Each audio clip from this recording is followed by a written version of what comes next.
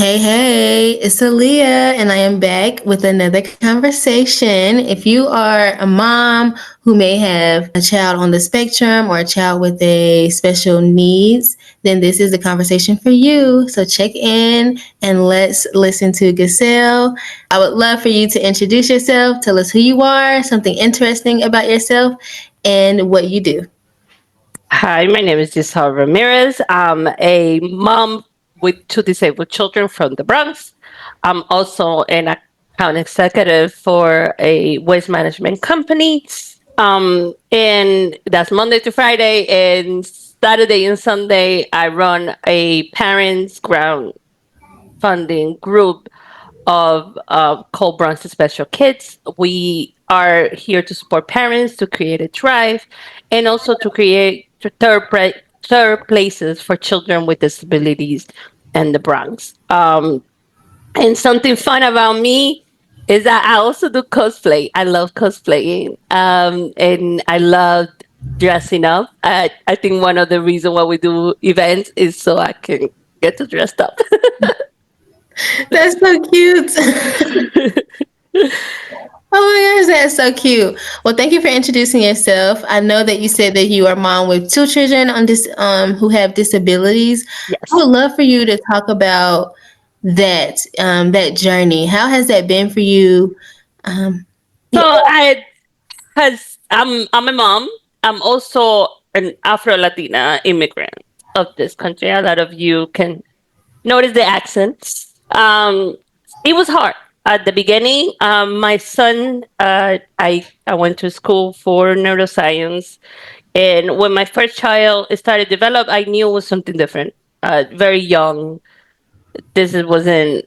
And a lot of people thought that I met that, oh, he's a genius, or like, oh, he's just special. You are the first mom, and every mom think that the child is special, you know. Mhm. Um, but there was something there. He was very active for a very young child. By 10 months, he was already climbing, running. But he couldn't hold the battle. So there was like he was excelling in development, and then he was very delayed in a lot of it. I went to a doctor. The doctor dismissed. She said, "Oh, bilingual children tend to talk later." When he started not talking, and I was like, "No, that's not it." We know a lot of bilingual children. Um, I'm from the Bronx, and there's an immigrant city. Most of our children are bilingual, Right. and so I wasn't. But me being me, by the time he was, I think like 11 months, I was like, no, this is not normal. So I went through early intervention. So the reason I'm pro early intervention, if you and I tell every parent, there's no shame. If you see that your child is not talking by 8 months, if you see that they're not walking, things like that, go ask your pediatrician. And even if they dismiss you, go to one of the organization and ask. It's better to be safe than sorry. Mhm. So I went to an early intervention agency. I just Googled it. I didn't know what I was Googling.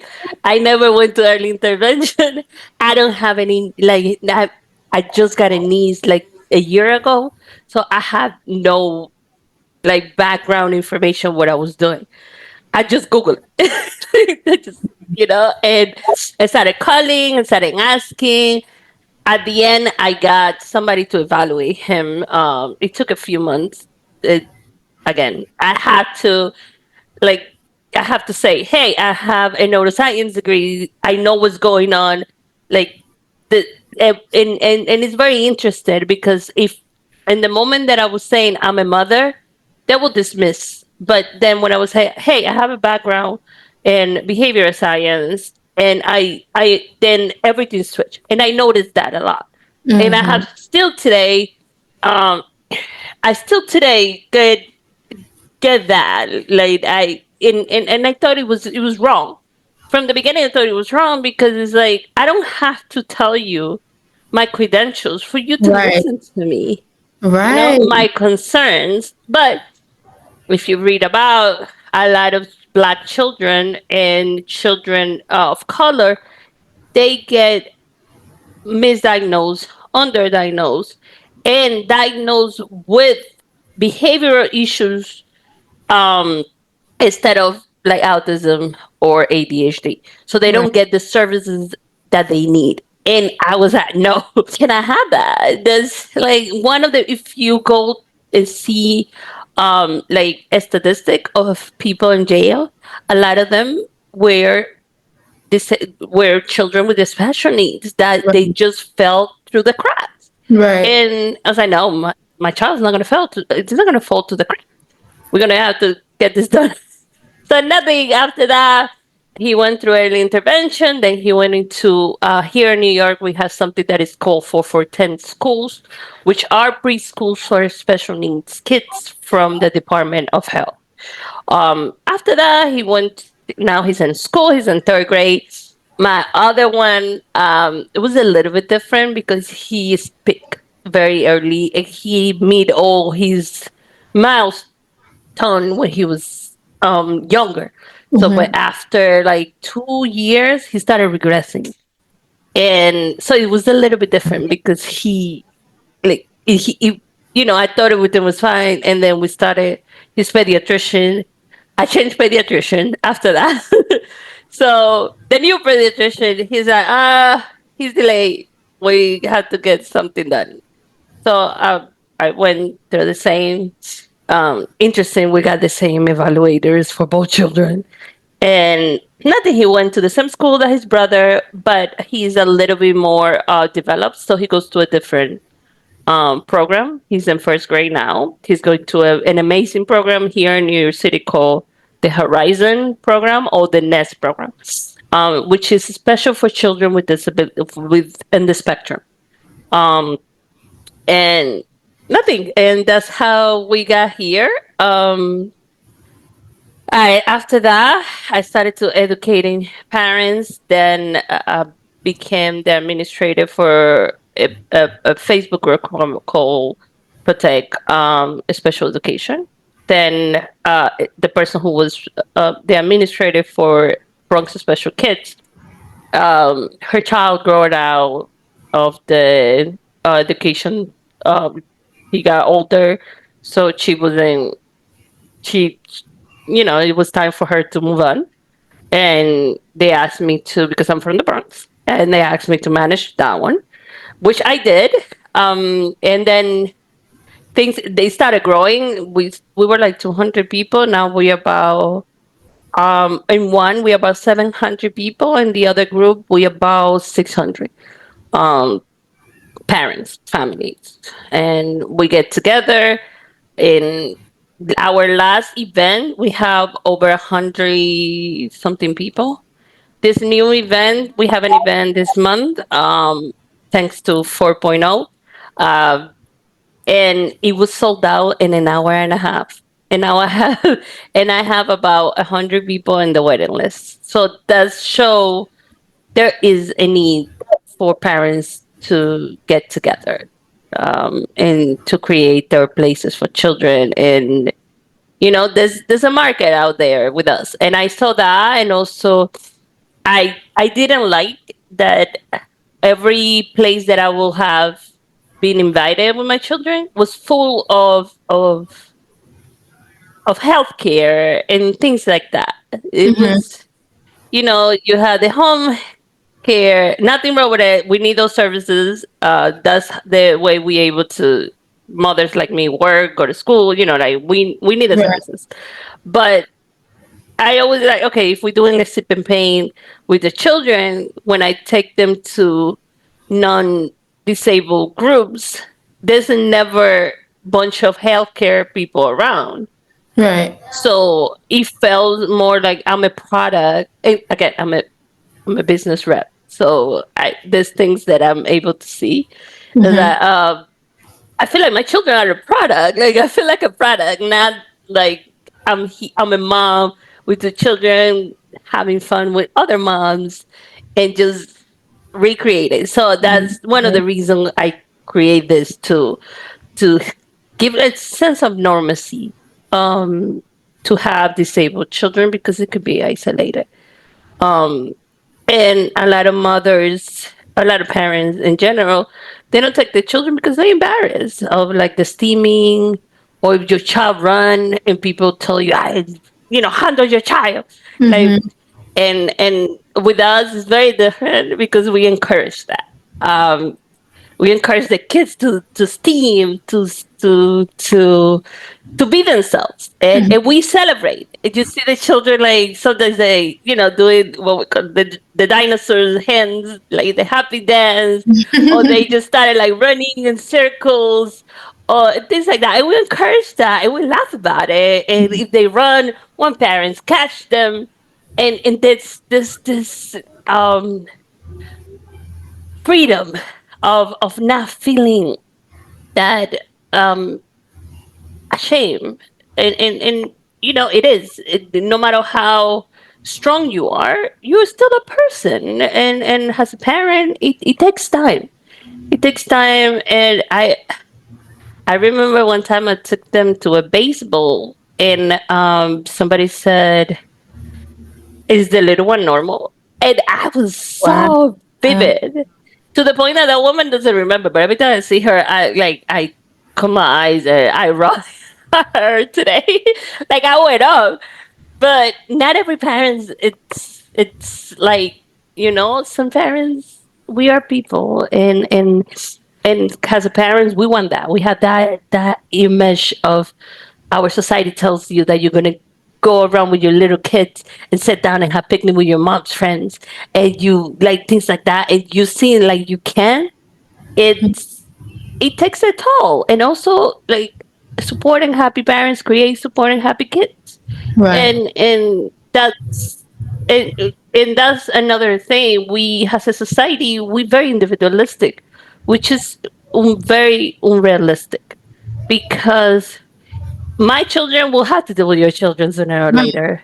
Right. And like me saying, oh, I deal with my children, but then in the future when they get together, if your child was supportive such as mine, you're gonna get two supported children interacting with each other, instead of getting one that the mother or the parents were not supported enough and they were angry, and then that child will become that. Mm-hmm. um so yeah, so that's the reason why we're here. Wow. Thank you for sharing your motherhood journey. I can definitely understand how, like you said, those obstacles and challenges, you were able to create a space for parents.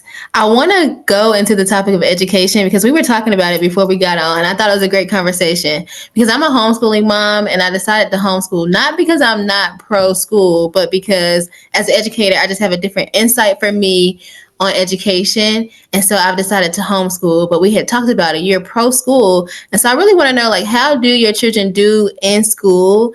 And are they thriving? And what do you mean Yes, by you are pro school? Like pro I am pro school. We had a conversation that in your case, when it comes to homeschooling, I'm not very pro homeschooling. Um, and maybe that's my immigrant mind, because I come from a country that homeschooling is not a thing. Um, but also because I have seen other parents homeschool for the wrong reasons. They they don't educate the children in factual education matter, like science and history, and then we have adults like today that cannot read, and we have adults today that don't know anything about civics, that know anything about science. I have heard adults that they don't understand how we become, like they don't know anything about anything. So that, because they were homeschooled, they were focused on other things. They use the children to work instead of sending them to school. So there is my disagreement with homeschooling. I am pro school, public education. One, my partner is a teacher in a Title I school, and I have seen how much work the teacher want to teach. They love their children. There's other jobs that will be more like pay more with more benefits. I thought your teacher have better benefits. They don't.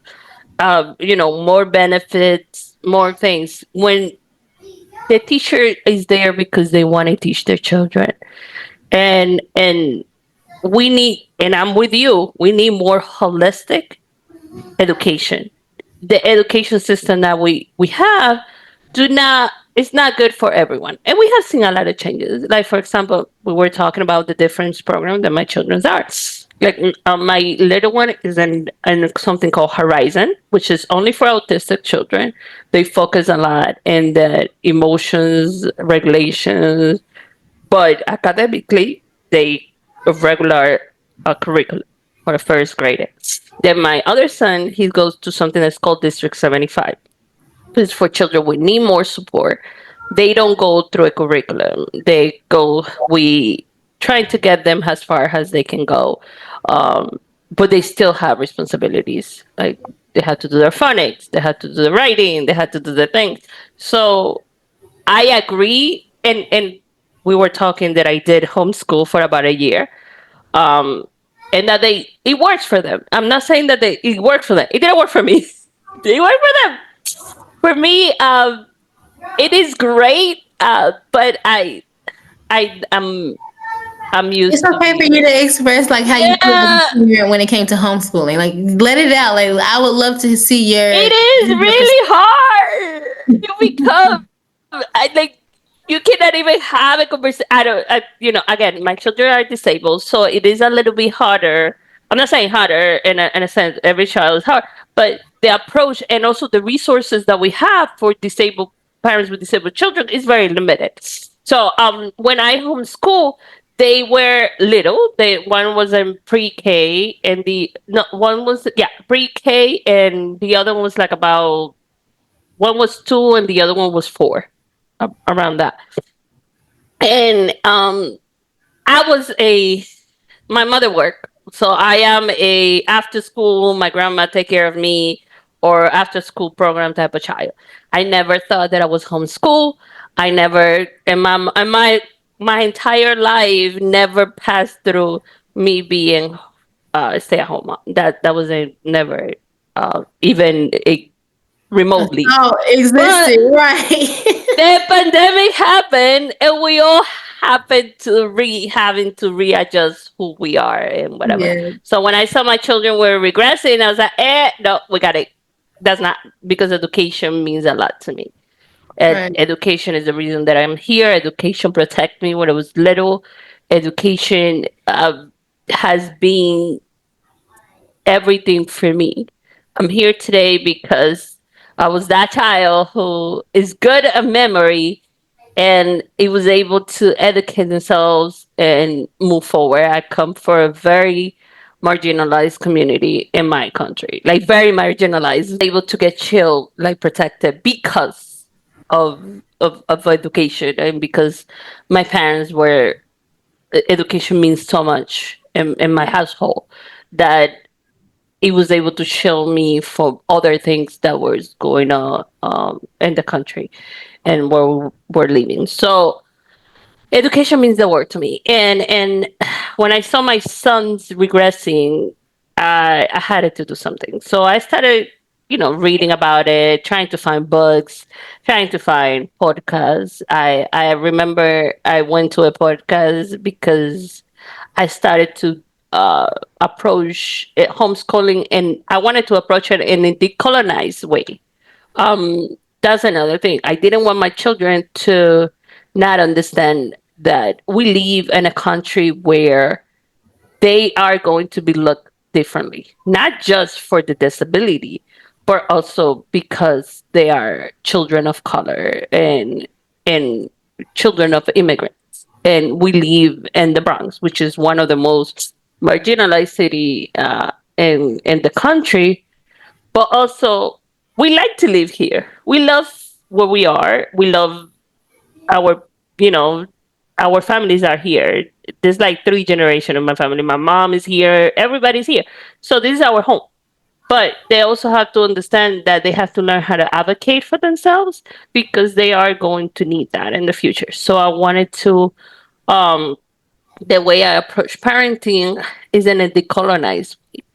I want you. There's no authority here. You have. We had no negotiables. You had to take. You had to bathe. You have responsibilities, but we have conversations like, oh, you are dysregulated. Why are you dysregulated? Let's breathe together. Let's go and approach. That's the way I want to raise my children. And so I got into a podcast. We were talking about how family. We are Latinos. We are very conservative. And navigate that differently can look different, and I through the years I had to readjust. Some people, they not belong to our little group. Mm-hmm. You have to learn how to create boundaries with those, and sometimes people don't agree to those boundaries, and that's okay. And just to try to get the children to be in a decolonized, pro way, without taking away the STEM, like the education part of it. Education is first, but how to create a holistic approach to education.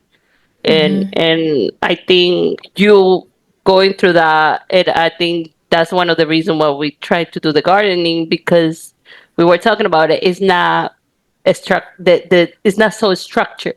So structure is great for some children, and I will say I'm one of those children. I was one of those children that the form of education that we have, which is a lot of memorizing and a lot of things, work for me, but not for every children. And that doesn't mean that those children don't deserve the praise, and that they don't deserve to be approached and to be educated on their way of learning. Learning is so many way of learning, and I have seen it myself. Like my little one, to get into the horizon, they were no, he's because they couldn't evaluate him because he was too dysregulated at the time.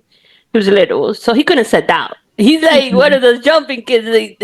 I would say, like, he and I, we are two over caffeinated square. Like, you would be like square, like moving all the time. And things like that. He's like that. He's moving all the time. He's dancing. He's an artist, and yeah, we all know that child. Like, he Right, like right, right, painting. right. He's an entertainer. Like, that's Right. you know, that doesn't So mean he's not as smart. That doesn't mean he's an right. entertainer. So, like, you sit him He down in learns in different various, ways. yes, He's gonna you learn in different see ways.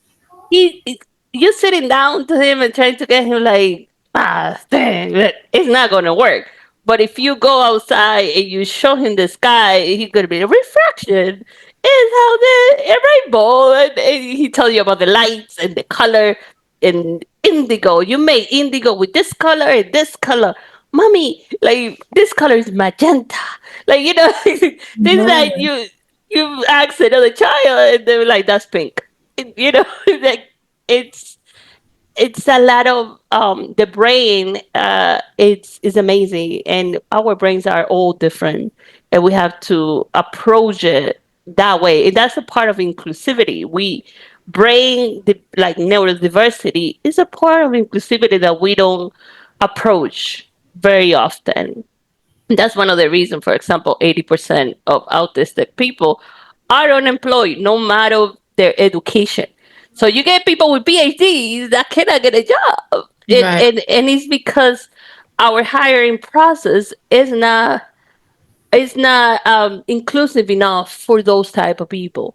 And it's the same thing. We cannot have a society that only works for a specific type of person, because then we going nowhere. Right. Like, one type of person will not create innovation. One type of person is not going to, one type of way of thinking is not going to make us progress and become a better society, because we all the same. We not all the same. We could be good. I could be good at one thing, but that doesn't mean I'm good at other things. And but that person could be great in that thing that I'm not. So this is where collaboration and integration with inclusivity makes our society better. And now we all see that that's been attacked. And that's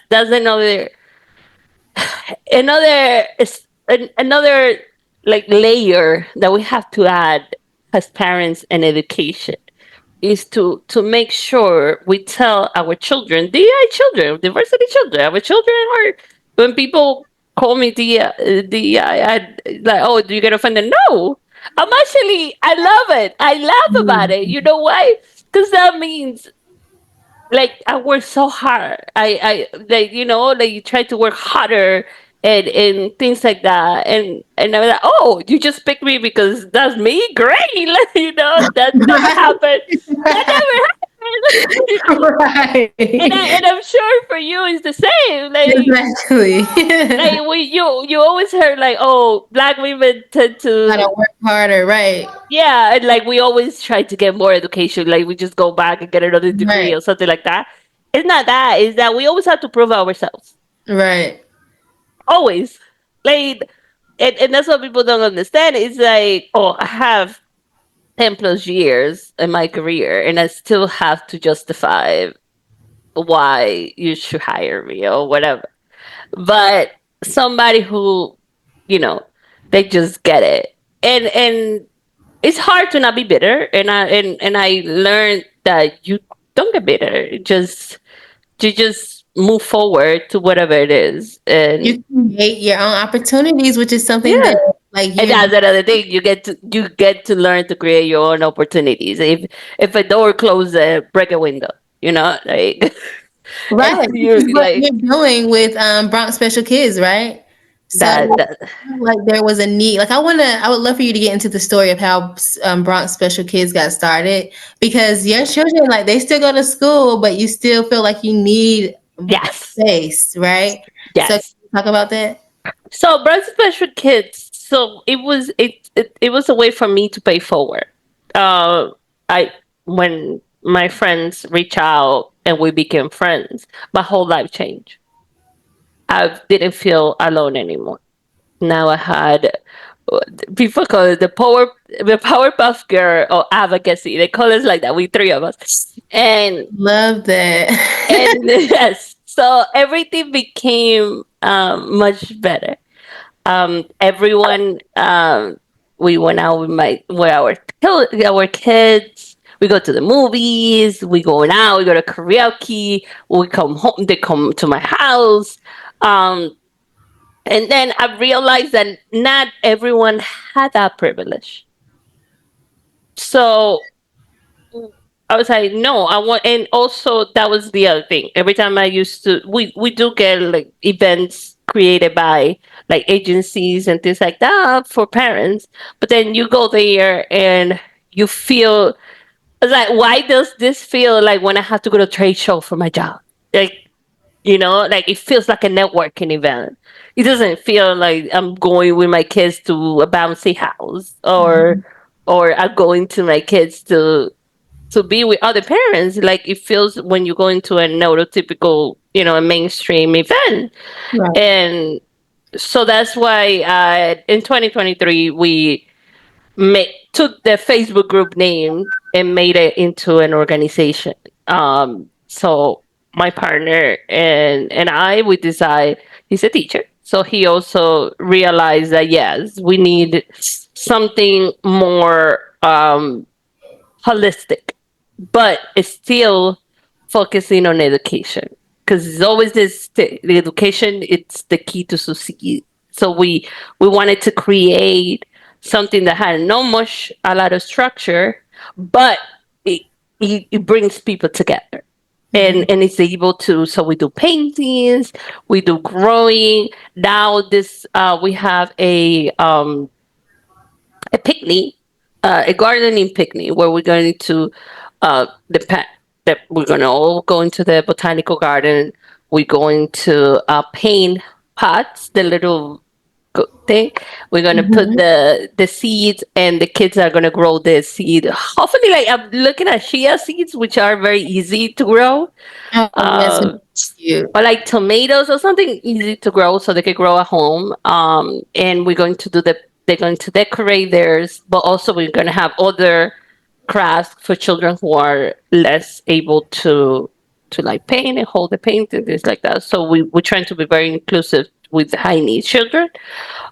We're gonna have snacks. That's another thing. We're trying to get together. Every time we get together, we try to feed people because food insecurity is very common in our area. And also, we're trying to be in green spaces because here in New York, they trying to take our gardens. We have a lot of urban gardens. We have community gardens and farm, community farms and things like that. Very small spaces, but they trying to take and make them into housing. Nothing wrong. We do need housing. However, in the Bronx, we 14% of our children have asthma. So Mhm. Mhm. closing green spaces are not benefiting the community. So we're trying to approach people to go into gardens, approach people to have an introduction to our green spaces because if they use it, they cannot take it away. But if it's not being used, they're gonna use has an excuse that oh people don't use it, they don't need it. Right. That's the thing with a lot of our cities and societies that we have the thing is if they see that it's not being used, um, they want to take it away. So in more areas like ours who's being gentrified, they trying to take any little space that they can to create, buildings and stuff. Um, and here goes out. And so I was like, okay, this is a win-win situation. We have a space which is free, is accessible to all of us because it's is here. Most of the gardens they have buses and trains and things closed that you could just go public transportation accessibility, and we can bring people together. Most of them have one door, which is one of the things that I look because if we have a runner, there's only one door that we had to, if the children elope, which means like they run, Mhm. um, we can just catch them. And so that's how we got here. So everyone in the organization is either a parent, an advocate, a school trained staff, Mm. or a teacher. So everyone it's able to handle the children and the parents, and also they are parents, and we all get together. We all December. Oh my God, that was like I was crying because I did not expect how big we have to Mhm. turn people. We did it in the library, and we expected like about 40, 55 people, right? Um, that was like the first hour. We were there for like 4 hours. We had to like go outside and like give the toys, and we were giving hoodies and like coats, blankets, toys, and sensory toys, and we had to like go outside and give it out because we didn't have more spaces. It was that big. The same thing with the one we're doing now. It was sold out in 2 hours. I posted. I went to work, and then my lunch. I'm on lunch, and I take a look at the Google form, and I'm like, where all these people come from? It was Wow. like 2 hours, 3 hours, and I had to close it. That felt really bad. I hate doing that because I wish I can, serve everyone, but it's only a few of us. Like we don't have the resources and the people to be able to serve everyone the way we want to be serving them. We want to celebrate them. Want everybody to feel included and to just get the mind of things. We're dealing with a lot. When you have nowadays cutting Medicaid, schools, and things like that, that's affect us. A lot of the Right. things that is going on affect us directly, and now we have. people saying the vaccine causes autism. This is, like all those things that affect us directly. Parents start like, they need a break. And, Right. and, and that's what we want to do. We want to create spaces where they can have that break and just be celebrated. It just be parents, like get to be just parents, not having to worry about IPs that you have to like go get recertified for Medicaid, or oh, they cutting one of the children are not getting the services. Oh, like all those things that we have to deal in our daily lives. Just just eat some snacks and do some painting with your children and create that bond with other parents. And yeah, so that's why we do this. And how do you feel like, I know you kind of went into it, but how do you feel like parents have like benefited from Special Bronx Kids? Oh yes, we got all the time, like they feel less isolated. They got to empower them. We got that. It has been that 2 years, sorry, 2 years ago, they were trying to do a strike for the busing of the children. So the children were going to lose their busing. I saw parents like moving and they start empowering, getting this self empowered with other parents that get together. Besides that moment of self care, I got a lot of them tell me, "Oh my God, I felt so lonely before. Now I don't feel alone." And I think that's the main thing. I don't feel alone. When you don't feel alone, you feel like I could go to school and say, my children's not receiving services. Why? You get that power because if you need to get another parent, an advocate parent to go with you, you're gonna have somebody, and we got in the group a lot of parents ask for we share resources. So if oh, this program is coming out. We also do other parents give other things. Like, for example, if your child is already potty trained, you got a bunch of diapers, which is one of we give it out. If you have all, so it's a very community tribe group. It's created by parents for parents to each other. So we have created this little tribe thing. Um, a lot of other parents have been advocated city hall. They are part of CCSC, like our city community education council. We have parents part of the District 75 council. So we have empower. I'm not saying, oh, I did that, because I don't think so. I think when you start getting together with the community, you start picking your cliques. I like this parent because it is. We became friends and we care about anything, and we wanted to focus on that. We have other parents, other group that cares about the busing, and they got together and they advocate about busing. Other parents, they believe we need more STEM programs and things like that, and they advocate for that. So the purpose of Bronx Special Kids is get people together and network between parents. We think like we have power.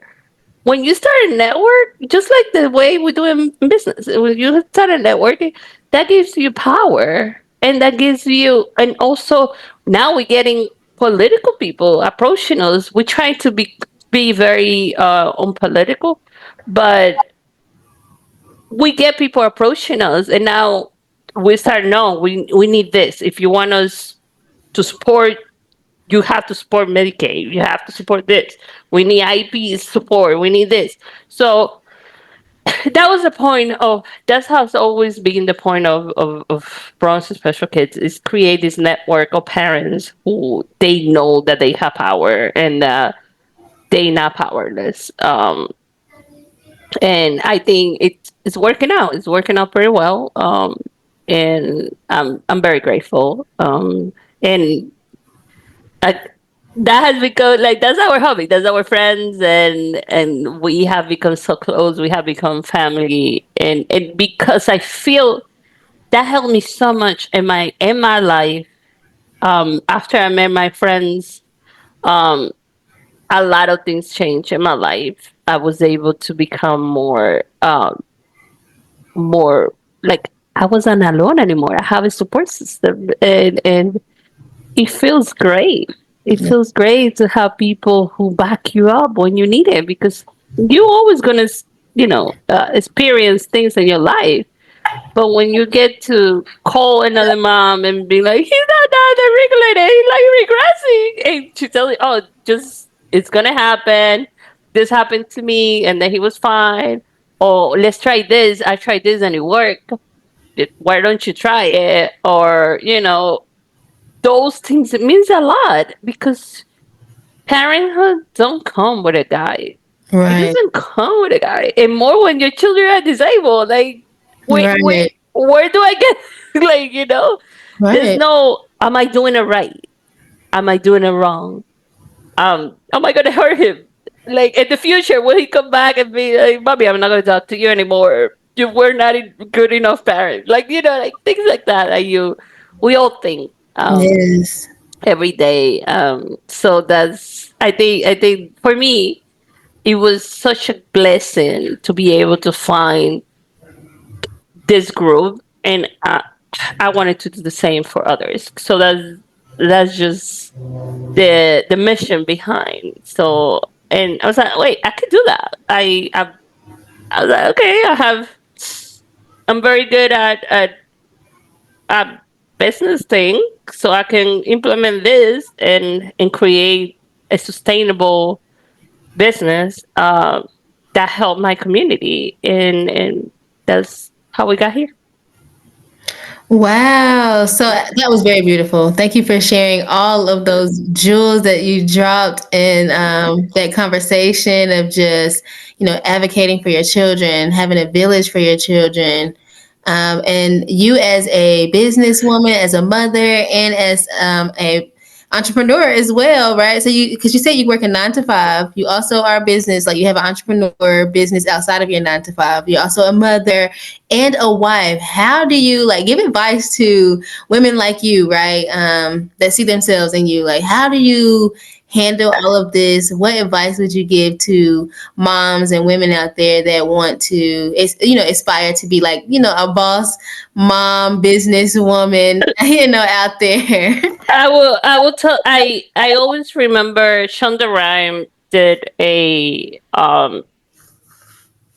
at the speech, and she said, being a mom and a working mom, they tell you can have everything, and but they don't tell you that everything you're gonna have is not gonna be at the same time. There's some days that you will fail in your business. There's a many times that I have been told, no, you didn't get this grant. Oh no, we don't want to work with you. Oh no, we went with another person. And your personal life, the same thing. You also need the support of your partner. And this is this is my second relationship. Uh, my children have their father, which he's very involved, and that's another thing. I'm very grateful that my children's father is involved in their life. We do have our, like everyone, but he loves his children, and I'm very grateful for that. I'm very grateful to have my partner who support everything that I do. Without them, and you have to put your boundaries. Sometimes we want to be everything perfect at the same time, and we don't like to delegate. That happened to me, and it took me a while to understand that that's okay. If you tell somebody, I need help for you to write this for me, or I need help, my mother grab the children for a few hours, I'll be back. So I am very lucky, and I think childcare, it that's another conversation that it will take a whole hour. The lack of childcare, you don't understand. I remember one time I had to go to 10 child care like places, and they all told me no to take care of my son. And I'm lucky enough that now they both have childcare that they love them and they support it. So I think all of those things make a big difference of how far you could go. And that's another reason why I do this. So parents can network support and get a lot of support. That's what we need. That's what we People can need. support. Yeah. If people have the support that they need, they can go federal. We don't like we all capable of creating amazing things. But if we don't have the support system, it's not Yes. gonna go anywhere. And I think that has been I'm not as special. There's nothing special about me. I'm just a regular mom from the Bronx. There's nothing special about me besides the fact that through the year, luckily enough, I got a support system that have my back. I'm somebody I have, and I'm not ashamed to say it. I have depression and anxiety. I have battled it my entire life, and without the support system that I have, I wouldn't go anywhere. Mm, Anywhere, I probably wouldn't even be functional today. But mm, because of the support system that I have, my friends, my family, even my job, I'm very grateful for the job that I have. That they encourage my diversity. They encourage my mm, the person that I am, and I just that's just it. Support system from your job, support system for your friends, support system from your family, and unfortunately, it's from our society, for our governments, our everything. Like that's what we here for. Humans are not able to excel individualistic. We're not an individualistic people. There's no genius. There's no. We could go here. That's not true. Genesis and marriage are not true. It's support system. We have to support our kids. If your child yes. is a painter, get them paint. If your Yes. child is a builder, get them blocks. If your child Yes. like cooking, get them cooking supplies. That's not like there's no right or wrong of leaving. Every child is not going to MIT. But if he wants to be or she wants to be a dancer or hairstylist, approach that. Yes. Like support that. And let them be great in what they are great for. And the same thing with us. We need support system. We need it and it gotta go both ways. That's another thing. Well, you cannot expect people to help you every time if you don't help them. So Mm, it's not go. It has to be like back and forth, and it's hard. It is hard. You're gonna find people who always think that it's you need to help me, like it's about me. And those are when you have to put boundaries on, and sometimes you're gonna have people leaving your life because of the boundaries that you put.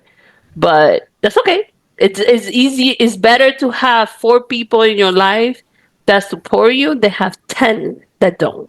mm, So I think there's no um formula or like no. It's just a support system, and just do it.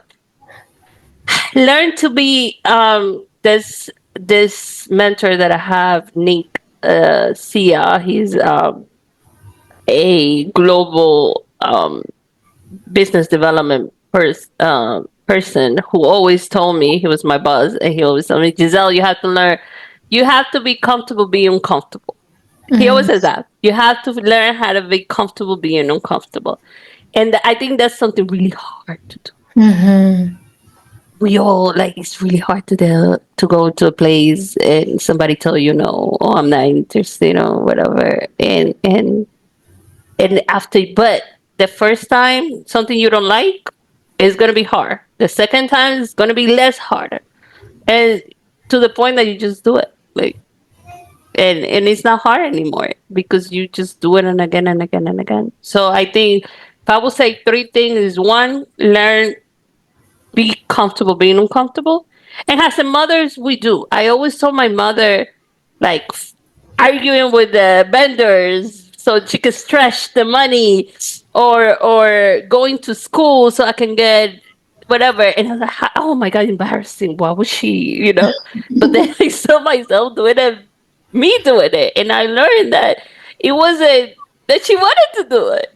She just had to do it. And it became so easy for her because she have to, and as mothers, we learn to do that. We learn to like put aside our embarrassment and thing because my child need to eat, or my child needs, medication, or my child needs this. So you cover your embarrassment, and you just like, okay, like, you become this person that you never thought you were going to become, and that's motherhood.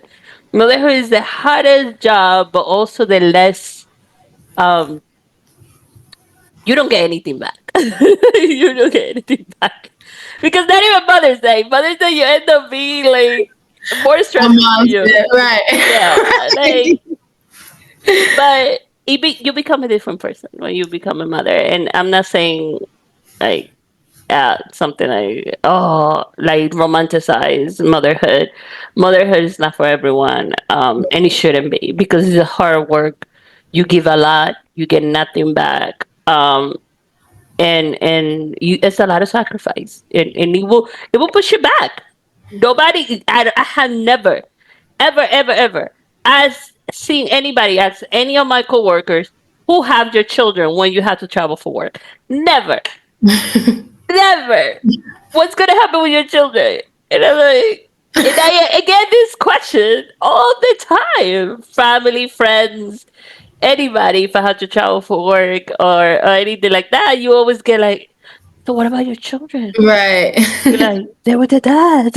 Like, like, Right. like, you don't get those questions, and you also like, you think like sometimes you have to take the day off or whatever, and you always got that question. But then other people, we don't have more days off than our coworkers without children. That's another thing. Like, you just have to figure it out and have to like Right. sacrifice those days because you got to do what you got to do. We Yes. ask for parents to parent like they don't have jobs and to Right. work like they don't have children. Like, it's Oof. yeah. We can That's have we can do a podcast, a right. whole podcast for I hours. was gonna say that could be Other like, things. listen, that's another topic for another conversation. That would be a Yeah, good one though. that's another good. We could do healthcare. We could do like this a lot. But we're just trying to make it one day at a time and found the beauty of life. Because if we start thinking, and I'm not saying I'm not. Some days I am that person, who just their head is just big because you like see everything going on around you and you have no control over. You see all this rhetoric like, oh my god, my children are gonna lose their health care. My children's gonna lose their education. Oh my Right. god. Like, do we have, and has an immigrant, and this is another thing, like, you like, we create our home here. Do I Right. have to like pack up my family and it's start again? Like, it Yeah. took 20 years for my whole family to live in the same place. And now that we have this, and then my children are able to have things that I didn't. Like, they have access to their grandparents and grandparents, aunts, everybody's so close. And just the idea that then, oh, we will have to like immigrate again. It's, all of those things you get to your head, but you also have to find the beauty of life because life continue. Right. It does. Time is one dimensional. It goes just further. So it's like, okay, I need to find the joy of life, and to give. And that's another thing about being a parent. It's like you got all these things right here, and Right. but you still have to be your parent. You have to be with your children. You have, because you cannot tell them like, hey, there's some guy saying that your medication isn't necessary, They don't care. They don't but understand. then they don't understand that your child was hitting on the wall Right. because he needs his medication, or that your child is not able to sit down and do a homework because he needs his medication. And nobody tells somebody with diabetes you don't need insulin. Mm. And in those, again, another conversation, we can sit down for hours talk about it.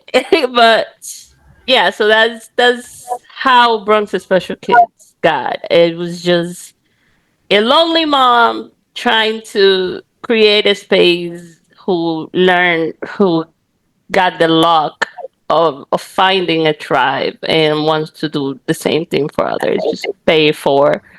And that became Bronx Special Kids. And we're trying now to bring this to schools, our gardening seed of independence.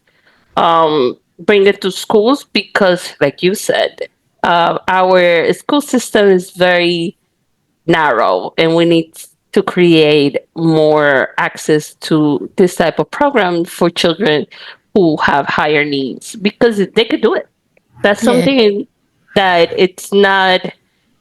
It's very easy to do, and something that maybe in the future will get them jobs because they Right. will be able to stay self-sustainable. They can sell the product, run a garden, become entrepreneurs. So having us learning is never wrong when you learn something productive and a skill. So we are working with other schools, hopefully, to bring it to schools, special needs school. We focus in special needs. So hopefully that works, and in the future we have that program everywhere and we can have it around the city, and I can retire and go back to my normal 9 to 5 and I could be back to be just a mom. But in the meantime, that doesn't look like it's gonna happen. So we just keep working. Wow. OMG. I was really touched by your story. I think that this is a perfect example because I say this all the time. You do not have to take your children out of school for you to homeschool them, right? Like I always try to tell parents, it's important for you to just be active, to create opportunities for your children, to advocate for them, to show up. All we got to show is that we care about their education, and they will work for us. They'll work to try to Yeah, do their best in schools, but we got to show that. I agree with you. You need to add that support after school. It doesn't have to be boring, and it doesn't have to take away from your daily life. Like my little one is 6. He loves cooking. He's always in the kitchen with me. And he's able to do like basic things. He makes his own sandwich, and he makes mac and cheese, and things like that. And it makes that I love cooking too. That's another difference. But that's a bonding time for us. It doesn't take away from our routine, but we just out of there. Everything could be homeschool. Everything is math. Everything is like if they watching TV. Um, oh, you watching this cartoon? Look, this cartoon is a firefighter. Firefighter does this, and that. Like everything could be a teaching moment for your children. Walking around the city, how public libraries. Public library has so much resources that people don't use it. They have. I'm from New York. Our public libraries, they do crochet. They have different club, manga club. If you like me, who like animes, like there's a lot of things that you can learn. Like find something that you enjoy and teach it to your kids, and that will make you be happy to do it. Like Yeah. if we do things that we enjoy, like they're gonna learn. There's nothing wrong with a boy learning how to pay. I love makeup. We do makeup together. We do like self care. We like lay down and put like things like that. There's nothing wrong with it. There's nothing wrong with a boy to learn. The best chef in the world are males. So there's nothing wrong with a kid being in the kitchen, or a boy like like if you are a dad and you got like mechanic or you like cars, take your child with you to go see the cars so they can have like anything that you like. Take your kids with you. They Yes. will enjoy it. They will Yes. learn, and that's one thing that I'm very grateful for my dad. He never told me you cannot do this because you are a guard. No, I was always with him. everywhere. I learned to play dominoes with him. He used to build, he's a carpenter, so he used to build tables and things like that. I learned to do all that very young age, and I got to have a close relationship with my father.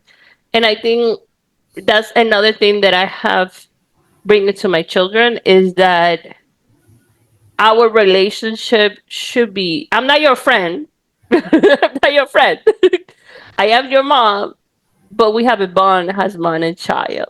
And Mm-hmm. and and and it's always a space to teach your children. And at school is like your 9 to 5. You go to work 9 to 5. You have all the things that you do after. The same thing with children. At 8 to 2 is not enough. The teachers, unfortunately, more nowadays, their academic is very regulated, what they can teach or not teach to your children.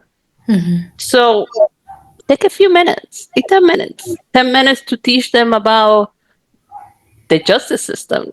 A few minutes to talk about civics, to talk about like you gotta learn how to. If you're gonna go vote, take your children with you to vote, so they can see the civility. Take your children to a town hall.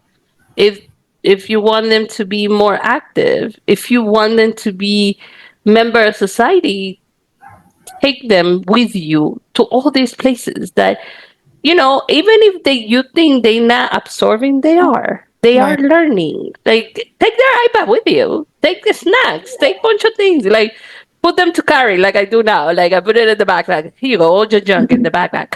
And take them with you to sit down and see people, city hall. Take them, and I'm talking about justice and things like that, because this is what we are today. But anything that you are into, like, if you listen to the child that you were, and just do things that you wish you were done with you when you were a child, and do it with your Right. children. Yes. You get to relive the childhood Yep. on your own term. On your own term. If you were somebody who loved dolls and didn't have enough dolls, but now you're an adult, do dolls with your children. Yes. Do, like, get to leave, and you will see that your life will be more fulfilled. Right. Be- and you will become a better parent, because it's not going to be force. It's not going to be this ruling dark things that we are having creative of parenthood. And people will like, oh my God, you are a parent.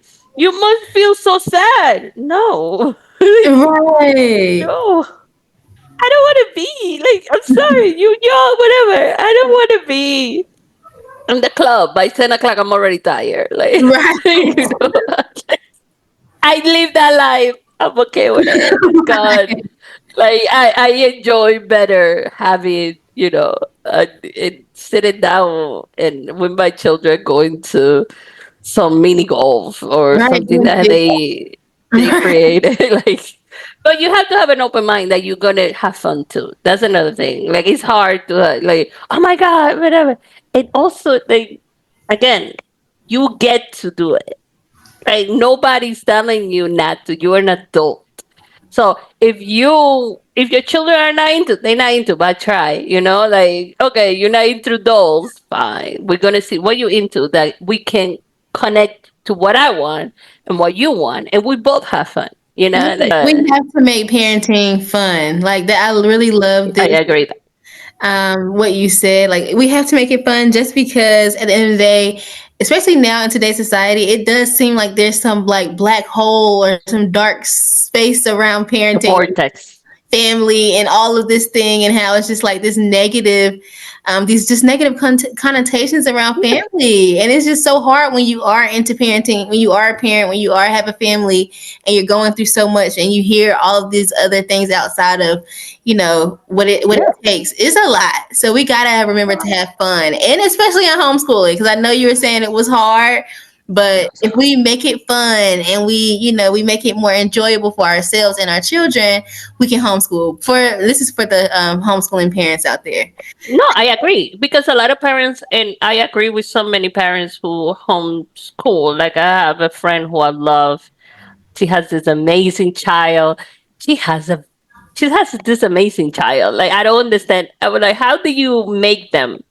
Um, because them are they sing amazing. They had this amazing voice, but um, this child is transitioning, and they have seen so many attack to them, and this is a sweet child, very smart, very kind, uh, and some of these children who are very sensitive, I they need to be to homeschool.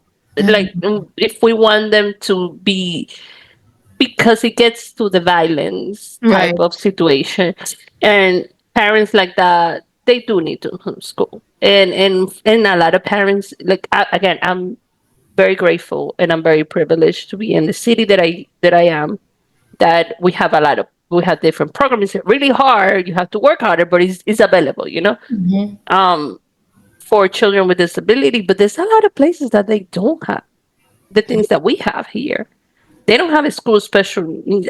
In my mind, just thinking about my children in a regular school, Mhm. we none of the support that they have. My mind is like, I wouldn't be able. I would have to homeschool Right. because I know. Like, just thinking about my nonverbal child and in a main street classroom, trying to navigate all the noises. He's very sensitive to noises, all the stimulation, and all that.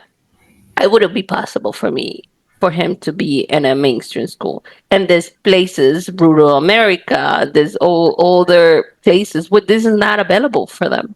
Mhm. So, although I do believe there's a little bit we need more regulation for homeschooling.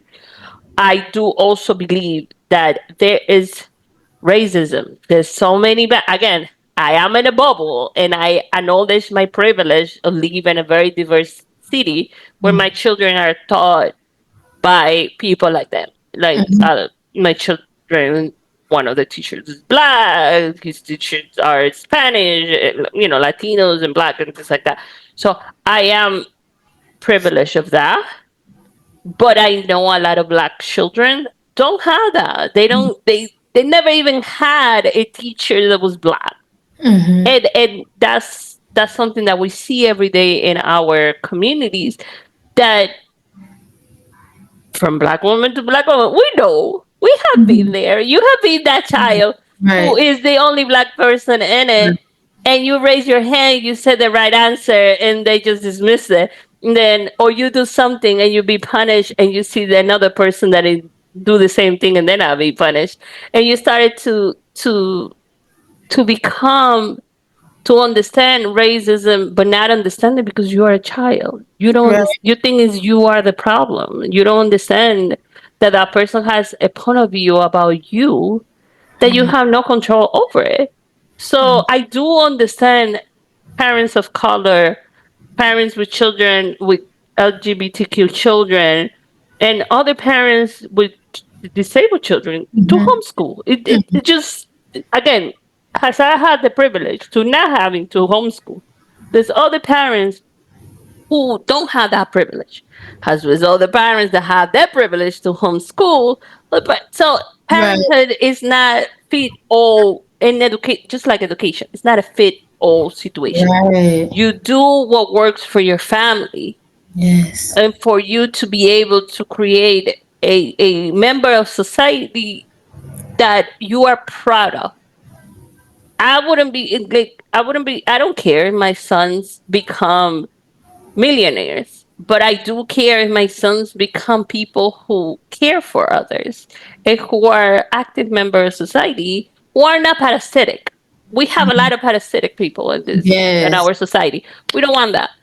Right. Does not no. I don't want my children to be parasitic. I don't want them to just take and not get. And as long as us as the parents have this mentality and teach them, like, read and write, or Right. like teach them civics or take them to, I agree that education is not a fit for all situation. And if a parent needs to homeschool, just like if a parent have a disabled child, find a way to bring you joy and to bring joy to your family, because that's the only thing we can control. We cannot control everything out around, but we can control Yeah. ourselves, and we can control the little things that we have. If I have to wake up and create a lesson plan for my children, let's make it fun. Let's take them out. If we have the ability, now that we're homeschooling, in the morning the parks are empty, library is empty. Let's take you to those places and make you a member of society, not isolating you. And that's another thing, like to make you a community member, not an individual that cannot have a conversation with. There's a lot of people Yes. that you cannot have a conversation. Yeah. And they're afraid of conversations, and they're afraid of people. So yeah, that's my thought of it. Thank you so much, Gisselle. I really enjoyed this conversation just about parenting, special education, supporting and finding community within special education. Also, just like being vulnerable and really sharing like the space that you're in and how you feel about where we're at in today's society. So I really do appreciate it. You all, this was Daily Conversations with Gisselle. If you want to go check her out, where can people check you out at? We have a Facebook group. It's called Bronx Special Kids. And you can just go in. We are always welcome, parents. If you have any questions, concern, anything, we here. If you are, we focus in the Bronx. So if any parents listening to it, it's in the Bronx. Please come get with us. We want to meet you. We want to meet your child. We want to, like celebrate you, and please, we're here for you. Awesome. Thank you. Thank you. Thank you for having me. No problem. Don't forget to like and subscribe, you all, and we will see you on the next one. Peace.